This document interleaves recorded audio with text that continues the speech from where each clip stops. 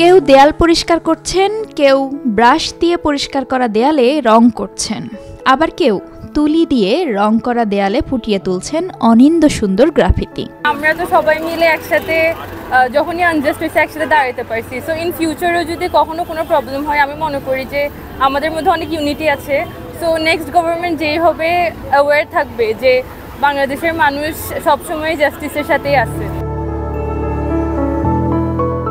কদিন আগে যেসব শিক্ষার্থী লাঠি হাতে রাজপথে নেমেছিলেন নিজেদের অধিকার আদায়ের সংগ্রামে, তারাই এখন রং তুলি হাতে নেমে পড়েছেন সড়কে। কাঁচা হাতের স্পর্শে অনিন্দ্য সুন্দর গ্রাফিতিতে রাঙিয়ে তুলছেন সড়কের পাশের দেয়ালগুলো। চট্টগ্রামে বিভিন্ন বিশ্ববিদ্যালয়ের শিক্ষার্থীরা বেশ কয়েকটি গ্রুপে ভাগ হয়ে নগরীর বিভিন্ন স্থানে বাছাই করা দেয়ালে আঁকছেন গ্রাফিতি। যে দেওয়ালগুলোতে ধরেন আগের পেন্টিংগুলো নষ্ট হয়ে গিয়েছিল অথবা যেগুলো চেঞ্জেস আনা উচিত, আমরা ওই দেওয়ালগুলোকে মেইনলি ওইগুলোর মধ্যে পেন্টিং করছি। এটা আসলে বলা যাচ্ছে না কতদিন লাগে, যতদিনে শেষ হয়। 1971 সালে যুদ্ধ যা হয়েছিল তাও থাকবে এখানে, এবং আমাদের 2024-এ যারা জীবন দিয়েছেন আর যারা এই দেশটাকে স্বাধীন করেছেন স্বৈরাচারের হাত থেকে, সেই স্মৃতিটা যেন আমাদের দেয়ালে সবসময় তুলে ধরা হয়। নিজেদের টাকায় রং তুলি কিনে দেশ সংস্কারের অংশ হিসেবে এই কর্মসূচি পরিচালনা করছেন শিক্ষার্থীরা।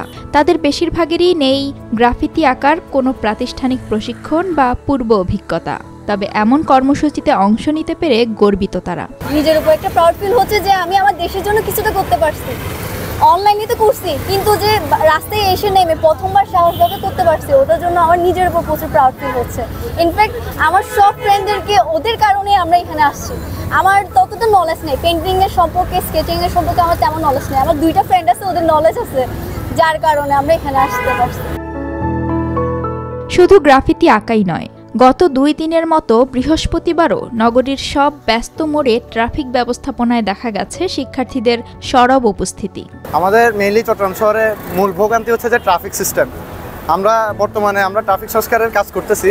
তো হচ্ছে যে আমাদের যদি স্টুডেন্টরা যেভাবে ট্রাফিক সিস্টেম কন্ট্রোল করতেছে, এইভাবে যদি পুলিশ বাইরেও এগিয়ে আসে, পূর্ববর্তী ক্যাম্পগুলোতে এগুলোতে আমাদের অনেক কিছু শেখানো হয়, দেশের আইন কানুন, ট্রাফিক নিয়ন্ত্রণ, তারপরে বিভিন্ন অনুষ্ঠান প্রোগ্রাম, এগুলো সম্পর্কে ধারণা দেওয়া হয়।